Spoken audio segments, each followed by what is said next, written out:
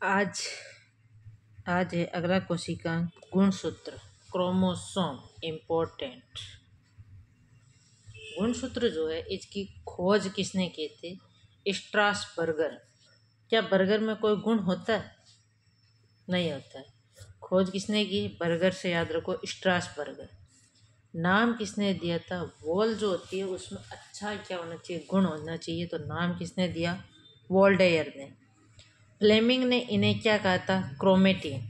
Fleming flow Phule flow जो होना चाहिए वो कम होना चाहिए। फ्लो क्या होना चाहिए? कम। तो फ्लेमिंग किसने कहा था? फ्लेमिंग ने इन्हें क्या कहा था? क्रोमेटिन। फ्लो होना चाहिए कम, तो फ्लो से हो गया फ्लेमिंग, कम से हो गया क्रोमेटिन। वॉल कैसी होनी चाहिए? अच्छे गुण वाली, वॉलियन दीवार। तो नाम किसने दिया? वोल्डेयर ने। खोज किसने की? बर्गर स्ट्रासबर्गर ने। काई कोशिकाओं में क्रोमोसोम के कितने सेट पाए जाते हैं? 2 सेट। काई कोशिकाओं में क्रोमोसोम के कितने सेट होते हैं? 2 सेट होते हैं। इन्हें द्विगुणित कोशिका डिप्लॉइड कहते हैं। इन्हें द्विगुणित कोशिका डिप्लॉइड कहते हैं। गुणसूत्र की संरचना और आकृति के लिए कौन सी अवस्था जानी जाती है? मेटाफेज अवस्था। गुणसूत्र की संरचना और आकृति के लिए मेटाफेज अवस्था होती है। गुणसूत्र की संरचना और आकृति के लिए कौन सी होती है? मेटाफेज अवस्था होती है। मेटा और मोटा, मोटे गुणसूत्र भी किसमें दिखते हैं? मेटाफेज अवस्था में दिखते हैं। ये आगे अपन अवस्थाएं देखेंगे। Prophase, metaphase, anaphase, telophase. Prophase में फिर देखेंगे पैकाइटिन, डिप्लोटिन, डाइकाइनेसिस सारी। तो खोज किसने की गुणसूत्र की? स्ट्रासबर्गर ने। नाम किसने दिया? वोल्डेयर ने। फ्लेमिंग ने इन्हें क्या कहा? क्रोमेटिन। क्रोमेटिन के कितने सेट होते हैं? 2 सेट। किन में? कायिक कोशिकाओं में। गुणसूत्र की संरचना और आकृति के लिए कौन सी अवस्था होती है? मेटाफेज अवस्था। युग्मक कोशिका में कौन होते हैं? शुक्राणु और मादा के अंडाणु होते हैं। नर में शुक्राणु, मादा के अंडाणु कैसे हैं? युग्मक कोशिका है, जो क्या होती है? अगुणित कोशिका होती है। कैसी होती है? अगुणित। अगुणित कोशिका कौन कौन सी होती है? डिप्लॉइड के अंदर तो कौन थे? काय कोशिका के क्रोमोसोम। जबकि अगुणित यानी हैप्लॉइड कौन कौन है? तो युग्मक कोशिका, शुक्राणु और अंडाणु। परागकण, मेल गैमेटोफाइट, फीमेल गैमेटोफाइट और युग्मकोद्भिद। नर युग्मकोद्भिद, युग्मकोद्भिद इसके अंदर है। युग्मकोद्भिद के कोनो भाग, नर और मादा दोनों भाग क्या होते हैं? अगुणित। तो युग्मकोद्भिद, नर युग्मकोद यानी मेल गैमेटोफाइट और मादा युग्मकोद्भिद फीमेल गैमेटोफाइट। और मादा में एम्ब्रियो पनपता है, तो एम्ब्रियो सेक भी कैसा होता है? अगुणित होता है। परागकण पोलन ग्रेन भी क्या होता है? अगुणित।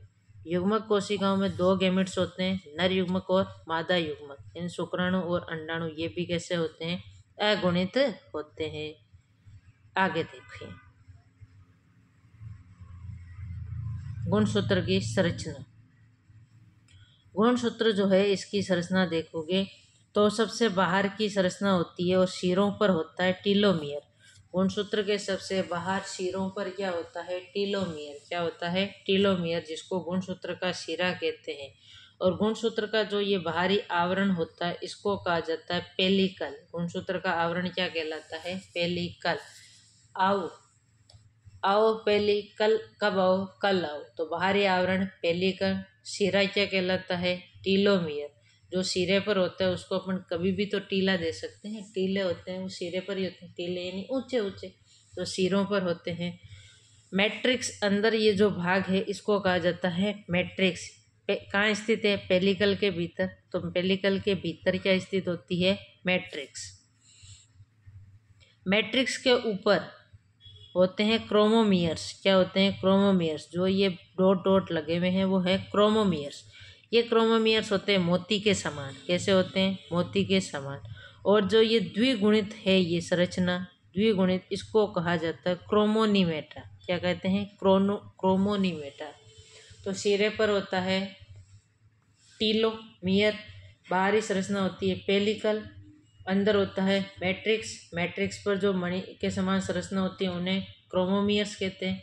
क्रोमोमियर्स और मैट्रिक्स दोहरी कुंडली संरचना होती है जिसको क्रोमोमियर्स क्रोमोनिमेटा कहते हैं। ये जो है वो इसको पहली बार संकुचन हो रहा है, यहाँ पर पतली हो रही है तो इसको कहा जाता है प्राथमिक संकुचन। दूसरी बार संकुचन हो रहा है तो इसको कहा जाता है द्वितीयक संकुचन। प्राथमिक संकुचन को कहा जाता है सेंट्रोमियर। क्या कहते हैं? सेंट्रोमियर। इन सेंट्रोमियर में ये जो पेलिकल होती है वो क्या होती है? एब्सेंट होती है और काइनेटोकोर प्रोटीन होती है। प्राथमिक संकुचन में पेलिकल एब्सेंट होती है और क्या होती है? काइनेटोकोर प्रोटीन होती है। पेलिकल एब्सेंट और काइनेटोकोर प्रोटीन होती है और लास्ट में इससे जुड़ी होती है सैटेलाइट बॉडी। अंतिम सिरा इसका ये क्या है? सैटेलाइट बॉडी होती है। तो ये गुणसूत्र में क्वेश्चन बनते हैं।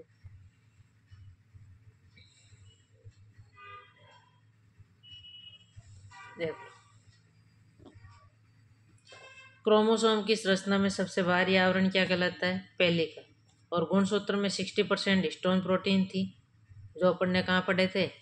केंद्रक में। 35% डीएनए था, 5% क्या था? आरएनए। हिस्टोन कैसी प्रोटीन होती है? क्षारीय। रक्त क्षारीय होता है, रक्त में ये पाई जाती है, क्षारीय प्रोटीन होता है। और जिसमें lysine, arginine, histidine, amino acid होते हैं। हिस्टोन प्रोटीन क्षारीय प्रकृति की होती है और इसमें lysine, arginine, histidine, amino acid होते हैं। प्रोकैरियोट में हिस्टोन प्रोटीन के स्थान पर क्या होते हैं? नॉन हिस्टोन प्रोटीन प्रोटामीन पाई जाती है जो अम्लीय प्रकृति की थी। प्रोकैरियोटिक और यूकैरियोटिक कोशिका में वहाँ अपन ने देखे थे तो हिस्टोन प्रोटीन प्रोकैरियोटिक में नहीं थी, वहाँ पर प्रोटामीन थी। जबकि यूकैरियोटिक में क्या होती है? तो वो हिस्टोन प्रोटीन पाई जाती है, क्षारीय प्रकृति की होती है। और हिस्टोन प्रोटीन में इसमें लाइसिन भी होता है, आर्जिनिन भी होता है, हिस्टीडीन प्रोटीन भी होता है।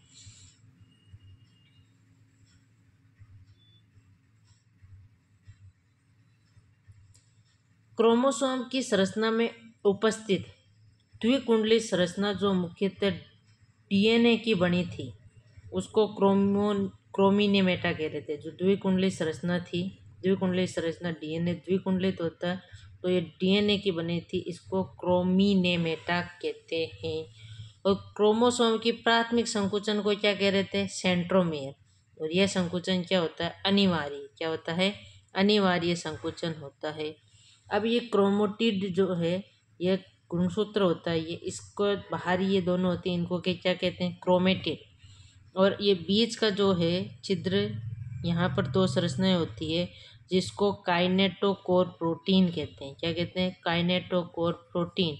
और इस प्रकार जो गुणसूत्र होते हैं ये एकल है तो इन्हें कहते हैं मोनोवेलेंट गुणसूत्र, यानी एकल संयोजी गुणसूत्र कहा जाता है। क्या कहते हैं? एकल संयोजी गुणसूत्र कहते हैं। प्राथमिक संकुचन अनिवार्य है जिसको सेंट्रोमियर कहते हैं, जबकि द्वितीयक संकुचन अनिवार्य नहीं है। प्राथमिक संकुचन में पेलिकल एब्सेंट थी। दोहरी कुंडली संरचना को क्रोमिनेमेटा कहते हैं। सिरे को टीलोमियर कहते थे। बाहरी आवरण पेलिकल कहलाता है। प्राथमिक संकुचन में पेलिकल एब्सेंट था। प्राथमिक संकुचन को सेंट्रोमियर कहते हैं। द्वितीयक संकुचन अनिवार्य संकुचन नहीं होता है। द्वितीयक संकुचन के बाद गुणसूत्र के भाग को सैटेलाइट बॉडी कहते हैं। क्या कहते हैं? सैटेलाइट बॉडी कहते हैं। और इसमें द्वितीयक संकुचन फर्स्ट और सेकेंड। फर्स्ट जो है वो किससे संबंधित होता है? नोर यानी न्यूक्लियर ऑर्गेनिज्म रीजन से संबंधित होता है। पहला ये किससे संबंधित होता है? न्यूक्लियोलर ऑर्गेनिजर रीजन से संबंधित होता है। और सेकेंड किससे संबंधित नहीं है? केंद्रिका से संबंधित नहीं है। पहला तो किससे संबंधित है? केंद्रिका से जुड़ा होता है और दूसरा केंद्रिका से जुड़ा नहीं होता है। सेंट्रोमियर या गुणसूत्र बिंदु की उपस्थिति के आधार पर गुणसूत्र देखें तो कौन कौन से होते हैं? एसेंट्रिक, मोनोसेंट्रिक, डाइसेंट्रिक और पॉलीसेंट्रिक। यानी नहीं है, जिसमें क्रोमोसोम एब्सेंट, गुणसूत्र एब्सेंट है तो उसे एसेंट्रिक। मोनो में क्या होता है? एक गुणसूत्र। डाई में क्या होंगे? दो। पोली में क्या होते हैं? अनेक सेंट्रोमियर होते हैं। कोशिका विभाजन के दौरान ये नष्ट हो जाते हैं, एसेंट्रिक। कोशिका विभाजन के दौरान कौन से नष्ट हो जाते हैं? एसेंट्रिक नष्ट हो जाते हैं। अब सेंट्रोमियर की स्थिति के आधार पर गुणसूत्र देखें तो यहाँ से सेकेंड ग्रेड में क्वेश्चन आया था, याद रखोगे ट्रिक। मस्त बिजली, मस्त विजली, मस्त बिजली, मस्त MAST मस्त, VJLI बिजली।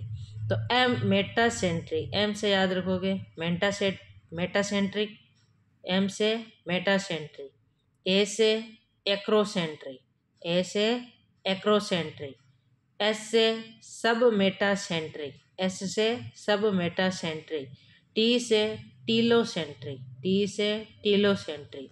तो क्या होगी ट्रिक? मस्त बिजली, मस्त बिजली।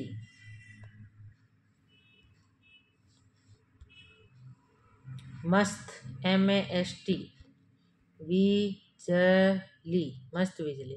मेटासेंट्रिक, एक्रोसेंट्रिक, सब मेटासेंट्रिक, टीलोसेंट्रिक।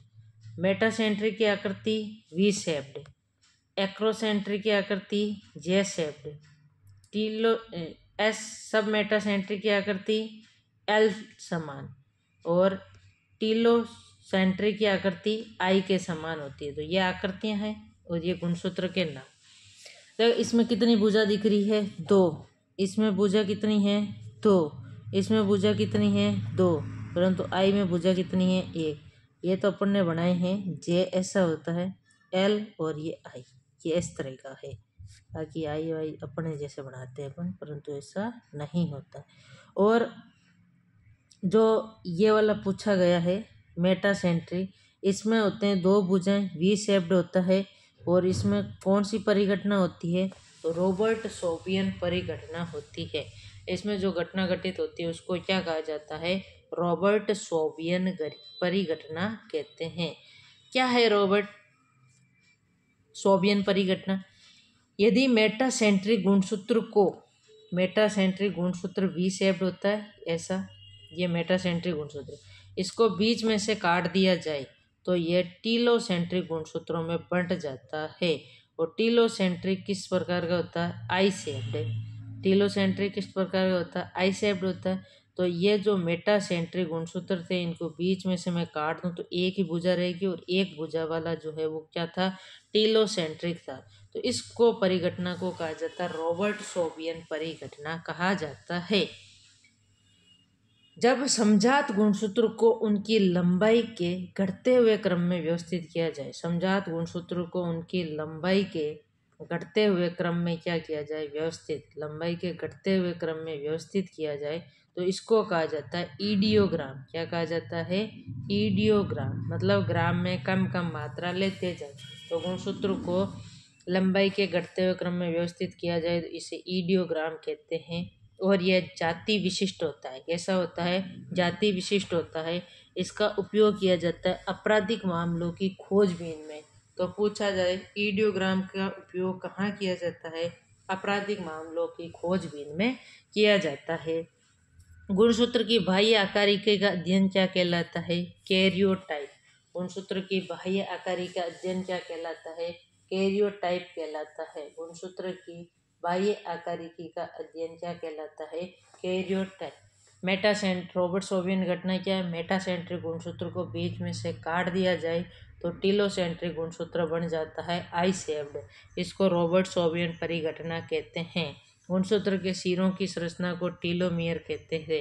बाहरी आवरण को पेलिकल कहते थे। प्राथमिक संकुचन अनिवार्य था, द्वितीयक संकुचन अनिवार्य नहीं था। प्राथमिक संकुचन को सेंट्रोमियर्स भी कहते थे। आगे देखो, बाह्य संरचना कैरियोटाइप। मोटे गुणसूत्र किसमें होते हैं? मेटाफेज अवस्था में। गुणसूत्र की संख्या, आकृति, आकार का अध्ययन भी किसमें किया जाता है? मेटाफेज अवस्था में किया जाता है। गुणसूत्र जो होते हैं वो कितने होते हैं? 23 जोड़ी। थोड़ी देर पहले बात की थी। गुणसूत्र 23 जोड़ी, 44 + XX और 44 + XY। जो ये 44 गुणसूत्र होते हैं, यानी 22 जोड़ी, इनको कहा जाता है ऑटोसोम। ये लिंग का निर्धारण नहीं करते हैं, इसीलिए इन्हें अलिंग कहते हैं। और ये सेम है, और इनको कहा जाता है कायिक गुणसूत्र। क्या कहते हैं? कायिक गुणसूत्र कहते हैं। जो हेटेरोसोम होते हैं एक्स एक्स और एक्स वाई, इनकी संख्या कितनी होती है? 2, यानी एक जोड़ी होते हैं। इन्हीं के आधार पर, इन्हीं का क्रॉस होने पर ही तो लड़का होगा या लड़की का पता चलता है। तो ये क्या होते हैं? समान नहीं है, तो इसीलिए इनको क्या कहते हैं? विषम जात। क्या कहते हैं? विषम जात कहा जाता है। और ये किसका निर्धारण करते हैं? लिंग का निर्धारण करते हैं, इसीलिए इनको लिंग सूत्र कहा जाता है। और ये किस में सहायक करते हैं? जनन में, इसीलिए इनको क्या कहा जाता है? जनिक सूत्र भी कहा जाता है। इनको कहा जाता है ऑटोसोम, इनको कहा जाता है हेटेरोसोम, और इनको कहा जाता है एलोसोम। क्या कहते हैं? एलोसोम भी कहते हैं। गुणसूत्र क्या होते हैं? आनुवंशिकी में वाहक होते हैं। आनुवंशिकी पदार्थ कौन होता है? DNA, deoxyribose nucleic acid. तो गुणसूत्र आनुवंशिकी में क्या होते हैं? वाहक होते हैं। गुणसूत्रों पर जीन सरल रेखीय क्रम में पाए जाते हैं, जिन्हें रोबेक क्रम कहा जाता है। रोबेक क्रम के बारे में टीएच मॉर्गन ने बताया था। टीएच मॉर्गन ने और किसके बारे में बताया था? सहलग्नता के बारे में बताया था। टीएच मॉर्गन ने क्रिस क्रॉस करवाया था। टीएच मॉर्गन ने क्रॉसिंग ओवर करवाया था। और टीएच मॉर्गन ने किस पर प्रयोग किए थे? ड्रोसोफिला पर। किस पर किए थे? ड्रोसोफिला पर। मनुष्य में लड़का और लड़की होना ये किस पर निर्भर करता है? नर के गुणसूत्र एक्स और वाई पर निर्भर करता है। मादे के गुणसूत्र होते हैं, उसको 44+XX से प्रदर्शित किया जाता है। प्रतीक चिन्ह भी पूछ लेते हैं। अभी जो संस्कृत एजुकेशन डिपार्टमेंट का पेपर हुआ उसमें एक प्रतीक पूछा था।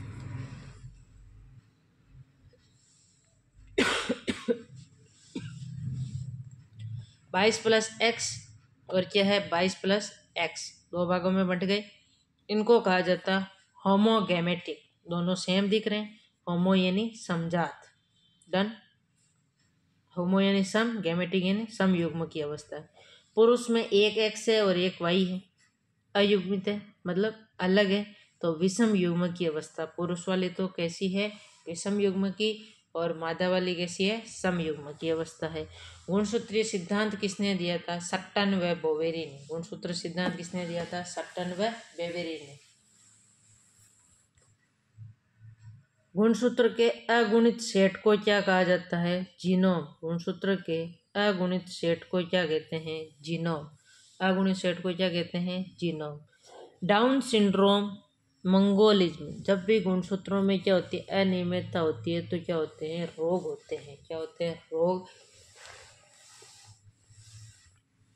जिनको कहा जाता है सिंड्रोम। तो डाउन में इसको उल्टा करने पर 21 जैसा दिख रहा है, तो 21वें गुणसूत्र की ट्राइसोमी क्या कहलाती है? Down syndrome. एडवर्ड एड एट, तो 18वें गुणसूत्र की ट्राइसोमी क्या कहलाती है? Edward syndrome. तेरे को पटाऊं, तेरे को पटाऊं, तो 13वें गुणसूत्र की ट्राइसोमी क्या कहलाती है? Patau syndrome. एड 18 का होने पर एड दिया, तो 18वें गुणसूत्र। डाउन को डा जो है वो उल्टा 21 लगता है, तो 21वें गुणसूत्र की ट्राइसोमी। डाउन सिंड्रोम को क्या कहा जाता है? मंगोलिज्म। गुणसूत्र के अगुणित सेट को क्या कहा जाता है? जीनोम। कैट क्राई या क्राई डू चैट सिंड्रोम होता है, वो 5वें नंबर के गुणसूत्र की एब्सेंस के कारण होता है। कैट क्राई या क्राई डू चैट सिंड्रोम जो होता है वो 5वें नंबर के गुणसूत्र जब एब्सेंट होता है तो उसको कैट क्राई या क्राई डू चैट सिंड्रोम कहते हैं। 5वें नंबर के गुणसूत्र की अनुपस्थिति, और इसमें गुणसूत्र होते हैं 45। ये जो सिंड्रोम थे वो ऑटोसोमल सिंड्रोम थे। क्या थे? Autosomal syndrome. ये समजात गुणसूत्र जो 44 जो थे उनमें चेंज हो रहा था। टर्नर सिंड्रोम, अगला क्या है? Turner syndrome. टर्नर, तो टर्न हुआ, क्या हुआ? टर्न। इनमें 44 में कोई चेंज नहीं है, इनमें सेक्सुअल क्रोमोसोम में चेंज होगा। किसमें? सेक्सुअल क्रोमोसोम में। तो इनको कहा जाता है सेक्सुअल सिंड्रोम। और वो 44 में चेंज हो रहा था, उसीलिए उनको ऑटोसोमल सिंड्रोम कह रहे थे, क्योंकि 44 को गुणसूत्रों को ऑटोसोम और इनको हेटेरोसोम या एलोसोम कहा था, जो लिंग गुणसूत्र थे। तो टर्न हुआ तो 44 प्लस X0 गुणसूत्र, जिसको महिला में बांझपन कहा जाता है। क्लाइन फैक्टर सिंड्रोम में 44 प्लस XXY या 44 प्लस XXXY, इन 47 गुणसूत्र ही होते हैं। ज़्यादातर ये होता है 44 प्लस XXY, 18% होता है 44 प्लस XXXY। अधीनर सुपर मेल दिखने में हैंडसम होते हैं परंतु खतरनाक होते हैं। सुपर मेल, तो मेल का गुणसूत्र कौन सा है? वाई, तो वाई गुणसूत्र की क्या हो रही है? एक और अधिकता हो रही। सुपर फीमेल में किसकी अधिकता होगी? एक्स गुणसूत्र की अधिकता होगी। सुपर मेल को अधीनर, सुपर फीमेल को अधिमादा कहा जाता है। और मनुष्य जो होता है, इसमें लिंग निर्धारण कब डिसाइड हो जाता है? निषेचन के समय ही लिंग निर्धारण हो जाता है। जैसे अधिकांश जंतु और पादप में क्या होता है, उसी निषेचन के समय ही लिंग निर्धारण हो जाता है। लिंग निर्धारण को समझाने के लिए गुणसूत्रीय सिद्धांत किसने दिया था? सटन व बोवेरी ने दिया था। इसके बाद वैज्ञानिक कॉर्नबर्ग व थॉमस ने गुणसूत्र को समझाने के लिए कौन सा मॉडल दिया? न्यूक्लियोसोम मॉडल दिया। किसने? कॉर्नबर्ग और थॉमस ने कौन सा मॉडल दिया? Nucleosome model. किसने? कॉर्नबर्ग और थॉमस ने गुणसूत्र को समझाने के लिए कौन सा मॉडल दिया? न्यूक्लियोसोम मॉडल दिया। न्यूक्लियोसोम, ये जो न्यूक्लियोसोम होते हैं, मोती समान संरचनाएं होती है। दो न्यूक्लियोसोम के बीच में लिंकर होता है जो 8 हिस्टोन अणु से बनता है। कितने से? 8 हिस्टोन अणु से बनता है। और 6 न्यूक्लियोसोम की जोड़ी को सोलेनोइड कहते हैं। 6 को 6 और 6 से एस से सोलेनोइड, एस से सोलेनोइड। न्यूक्लियोसोम मोती समान संरचना होती है। न्यूक्लियोसोम के बीच में लिंकर होता है जो 8 हिस्टोन अणु से बनता है। हिस्टोन प्रोटीन कितने परसेंट होता है? 60, डीएनए 35, आरएनए 5%। और वैज्ञानिक कॉर्नबर्ग व थॉमस ने गुणसूत्र को समझाने के लिए कौन सा मॉडल दिया था? न्यूक्लियोसोम। न्यूक्लियोसोम मॉडल किसने दिया था? कॉर्नबर्ग और थॉमस ने। गुणसूत्रीय सिद्धांत किसने दिया था? सट्टन व बोवेरी ने। खोज किसने की? स्ट्रासबर्गर ने। नाम किसने दिया? वाल्डेयर ने। सबसे अधिक गुणसूत्र जंतुओं में किसमें होते हैं? रेडियोलेरियन में। सबसे अधिक गुणसूत्र जंतुओं में, जंतु यानी जंतुओं में मानव ही आते हैं, तो मानव पहले ज़्यादा क्या सुनते थे? रेडियो। तो रेडियोलेरियन यानी एलोकेंथा में होते हैं 1600। कितने होते हैं? 1600। सबसे कम होते हैं एस्केरिस मेगासिफेला। एस्केरिस मेगासिफेला घोड़े की आंत का परजीवी होते हैं और इसकी संख्या होती है 2। इसमें संख्या होती है 2 संख्या होती है। सबसे अधिक गुणसूत्र जंतुओं में कहाँ होते हैं?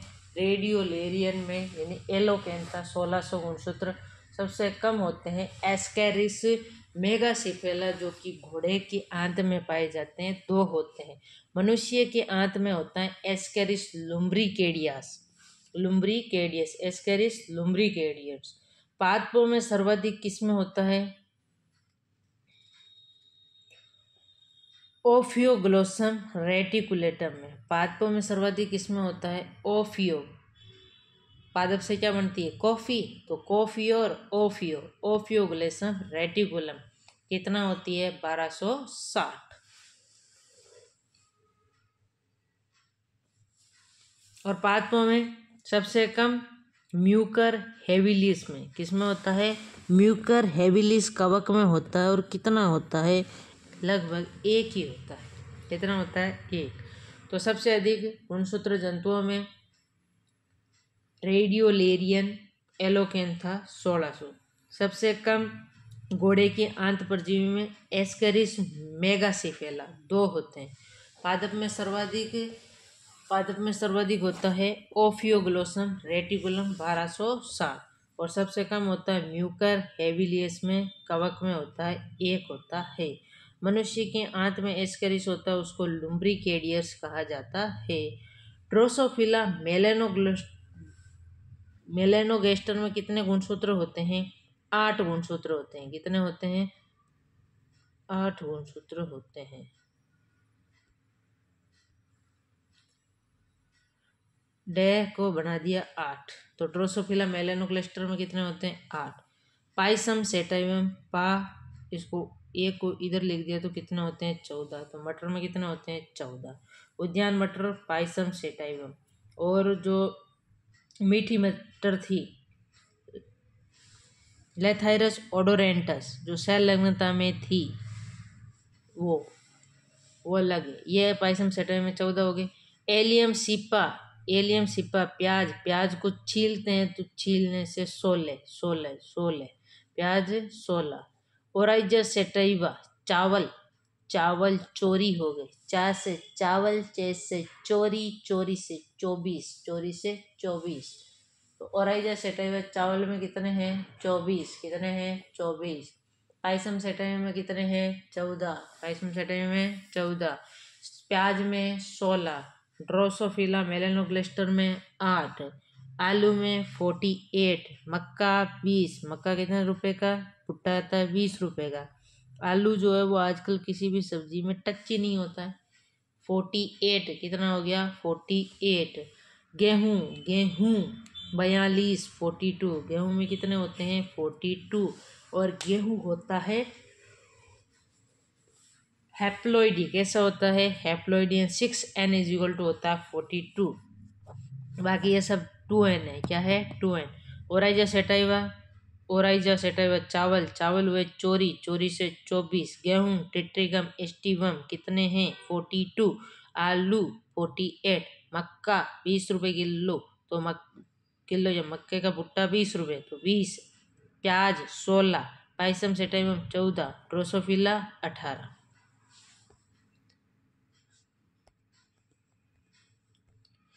बहुगुणिता पॉलीप्लॉइडी होती है, वो 2 के मल्टीपल में चलती है। 2n, 4n, 6n, 8n।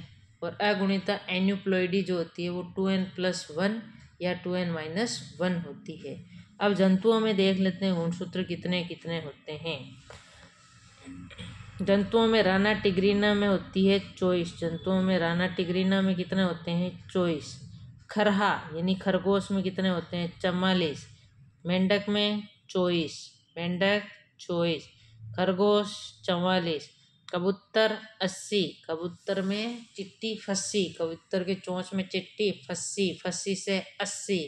बंदर बैसे बंदर बैसे 42। बैसे बंदर बैसे 42। कुत्ता, कुत्ता साथी होता है और दूसरे की 8 उतार देता है, तो 7 8 7 8। कुत्ता 7 8। चूहा, जैसे चूहा जैसे 40। जैसे चूहा जैसे 40। घरेलू मक्खी को बाहर निकालो, बाहर से 12, बाहर से 12।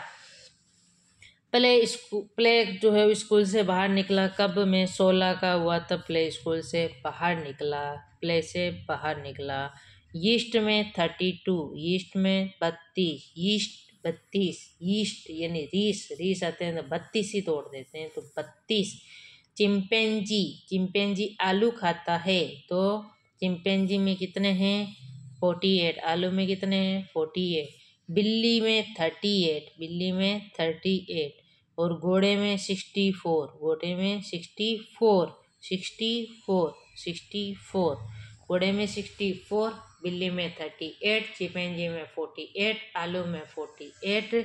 ईस्ट में, ईस्ट में 32 ही निकाली तो 32। प्ले स्कूल से निकला मैं 16 साल का हुआ तब, तो 16। राना टिग्रीना में 24। खरहे में 44। और ओरिक्टोलोरस क्यूनिकुलस इसका वैज्ञानिक नाम है। कबूतर की चोंच में प्रेम पत्र फंसी, तो 80। बैस है बंदर, बैस है 42। कुत्ता होता है साथी और दूसरे की उतारता 8, तो 7 8। चूहा जैसे 40। घरेलू मक्खी को बाहर निकालो तो 12। सबसे लंबे गुणसूत्र किसमें होते हैं? ट्रिलियम पादप में। सबसे लंबे गुणसूत्र वाले पादप कौन से? ट्रिलियम पादप। स्पेशल गुणसूत्र की देखें तो पॉलीटीन गुणसूत्र कौन से हैं? पॉलीटीन। पोली तू क्यों बोली, पोली तू क्यों बोली, तो बोली से बाल बियानी ने इसके खोज की थी। किसने? बाल बियानी ने। तो बाल बाल जो है वो बाल खींचे तो मुंह से लार निकली, बाल से लार निकली, तो कीटों की लार्वा की लार ग्रंथियों में, और जब भी बाल खींचे तो बाल छुटाए तो मैंने पकड़ ली कॉलर, क्या कर दी, कॉलर पकड़ ली।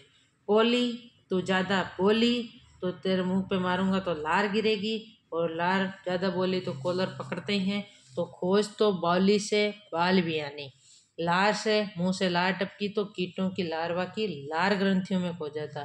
क्या पकड़ी थी, कॉलर। तो खोज नामकरण किसने किया, कॉलर ने। और कैसे, कीटों कैसे कायांतरण, तो कीटों के ये क्रोमोसोम किससे संबंधित होते हैं, कायांतरण से संबंधित होते हैं। जैसे किसमें होते हैं, मच्छर में, किसमें होते हैं, मच्छर में होते हैं। तो पोलीटीन, पोली बोली बाल बियानी, बोली तो कॉलर पकड़ी तो कॉलर ने नामकरण, क्या मुंह से गिरी, लार, तो लार ग्रंथियों में। और कीटों में ये क्रोमोसोम किससे संबंधित होता है, कायांतरण से। किस किस में है, मच्छर में है और चीरोमोनास में है। जो कॉकरोच होता है, कॉकरोच का छोटा सा जो से मेंढक का लार्वा होता है, वैसे कॉकरोच का क्या होता है, निम्फ, प्रारंभ में क्या कहलाता है, निम्फ। इनमें होता है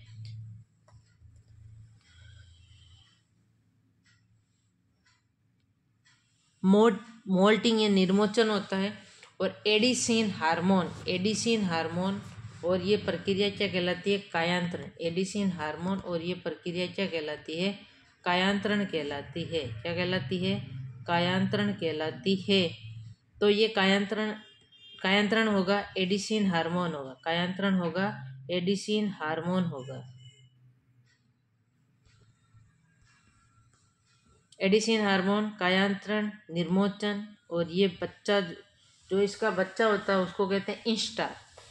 निम्फ से क्या बना, इंस्टार यानी बच्चा बना, और बच्चे से बना वयस्क, वयस्क को कहा जाता है इमेगो। वयस्क होने के बाद में मैगी खाता है तो इमेगो। बच्चा होता है कि स्टार होता है, आंखों का क्या होता है, स्टार, तो इंस्टार। निम्फ कायांतरण हुआ तो इंस्टार बना, इंस्टार से क्या बना, इमेगो, क्या बना, इमेगो। इन गुणसूत्रों में हल्की और गहरी पट्टियां उपस्थित होती है, और कुछ स्थानों पर फूले भाग क्या कहलाते हैं, पफ। तो पोलिटीन क्या कहलाते हैं, पफ कहलाते हैं। ये कोई इंपॉर्टेंट नहीं है। पोली बोली, बोली भी कीटों के लार्वा में, और नामकरण इसकी कॉलर ने, ये याद रखना है। निम्फ, इमे, इंस्टार और इमेगो। अगले हैं लैंप ब्रुश गुणसूत्र। ब्रुश, ब्रुश जो है इसकी खोज की थी लैंप, कोर्ट में जो है वो लैंप लगा होता है, न्याय की मूर्ति, तो लैंप कोर्ट में होता है। तो रुकार्ट ने कहाँ पर की थी, जब भाई शक हो जाता है तभी तो कोर्ट में जाते हैं। तो रुकार्ट ने किस में की थी, शार्क मछली में, किसमें, शार्क मछली में। ये गुणसूत्र किस विभाजन से संबंधित होते हैं, अर्धसूत्री विभाजन से। ब्रुश को क्या कर दिया, लैंप और ब्रुश को आधा कर दिया, तो आधा कर दिया तो पहले क्या था, डबल था, तो डैश है, डिप्लोटीन अवस्था में दिखाई देते हैं।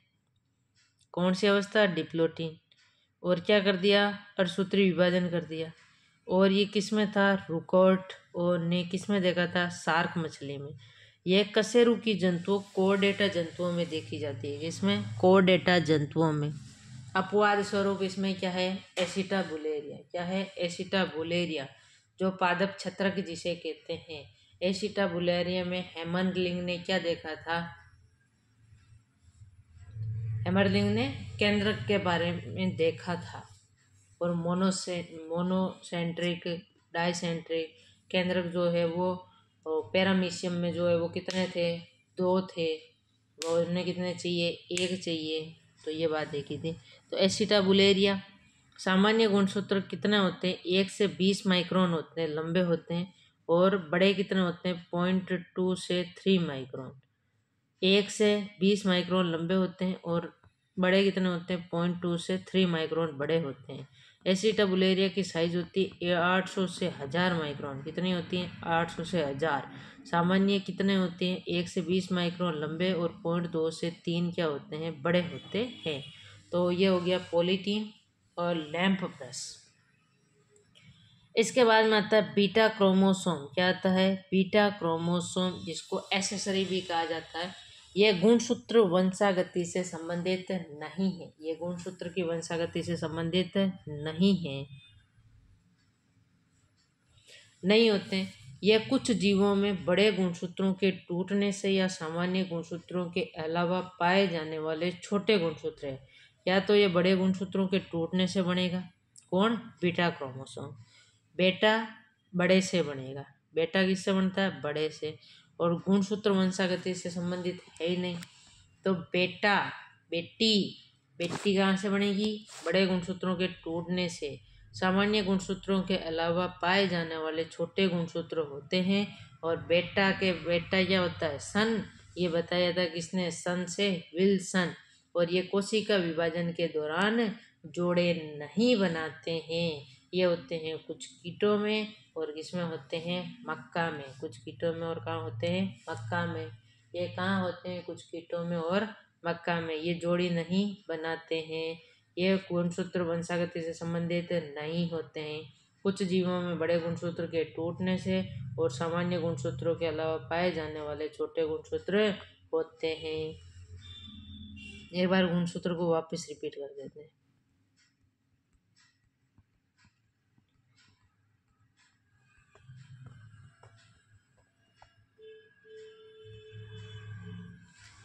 खोज किसने की? स्ट्रासबर्गर ने।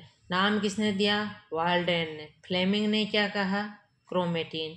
और काई कोशिकाओं में कितने सेट होते हैं? 2। गुणसूत्र की संरचना और आकृति और मोटे गुणसूत्र मोटार, मेटाफेज अवस्था।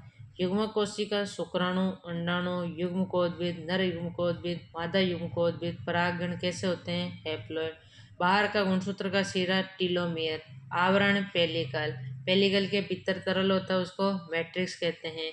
और दोहरी कुंडली संरचना को क्या कहते हैं? क्रोमोनीमेटा, क्योंकि यहाँ डीएनए होता है। और प्राथमिक संकुचन या सेंट्रोमीर जो होता है, यहाँ पर काइनेटोको पेलिकल एब्सेंट होती है और काइनेटोकोर एब्सेंट होता है, प्रोटीन होता है। और प्राथमिक संकुचन अनिवार्य होता है, द्वितीय संकुचन अनिवार्य नहीं होता है। क्रोमेटिड की लास्ट का भाग होता है सैटेलाइट बॉडी। क्रोमोसोम की संरचना में सबसे बाह्य आवरण को पेलिकल कहते हैं। 60% हिस्टोन होती है, 35% डीएनए होता है, 5% आरएनए होता है। हिस्टोन प्रोटीन क्षारीय प्रकृति की होती है, जिसमें लाइसिन और आर्जिनिन, हिस्टीडीन एमिनो एसिड होते हैं। प्रोकैरियोट में हिस्टोन प्रोटीन के स्थान पर क्या होती है? नॉन हिस्टोन प्रोटीन होती है और प्रोटामीन होती है। प्राथमिक संकुचन ये वाली बात कही थी। द्वितीय संकुचन होना अनिवार्य नहीं है। द्वितीय संकुचन 2 होते हैं, प्रथम और द्वितीय। प्रथम नोर से संबंधित होता है, यानी केंद्रिका से जुड़ा होता है। द्वितीय केंद्रिका से संबंधित नहीं होता है। गुणसूत्र बिंदु की उपस्थिति के आधार पर एसेंट्रिक, यानी क्रोमोमियर जिसमें एब्सेंट होता है वो एसेंट्रिक, मोनो जिसमें 1 होता है, डाई में 2 होता है, पॉली में अधिक होता है। फिर मस्त बिजली, रोबर्ट्सोवियन घटना, एम को बांटने पर टी बन जाता है। ये रोबर्ट्सोवियन घटना थी। गुणसूत्रों को घटते क्रम में ईडियोग्राम होता है। ये क्या करता है? अपराधी मामलों की खोजबीन करता है। गुणसूत्र के बाह्य आकारी का अध्ययन कैरियोटाइप कहलाता है। इसमें 23 जोड़ी होते हैं, मेटाफेज अवस्था हो गई। 23 में 22 होते हैं ऑटोसोम, जो अलिंग होते हैं, कायिक होते हैं। और 2 होते हैं वो विषमजात होते हैं, लिंग का निर्धारण करते हैं, एलोसोम कहते हैं। गुणसूत्र आनुवंशिक वाहक होते हैं। इनमें जीन सरल रेखी की व्यवस्था में पाए जाते हैं, जिसको रोबेट क्रम टीएच मॉर्गन ने कहा था। लड़का और लड़की होना नर का गुणसूत्र डिसाइड करते हैं। ये प्रक्रिया ये डिसाइड हो जाता है, निषेचन के समय ही हो जाता है। गुणसूत्रों के अगुणी सेट को जीनोम कहते हैं। डाउन सिंड्रोम में 21वें गुणसूत्र की ट्राइसोमी, एडवर्ड में 18वें की, पटाऊ में तेरे को पटाऊ 13वें, केट क्राइम में 5वें, टर्नर में 44+X0, क्लाइन फैक्टर में 44+XXY या XXY, अधीनर में 44+XYY, और सुपर फीमेल में जो है वो 44+XXX। इन्हें सेक्सुअल कहते हैं, वो ऑटोसोमल थे।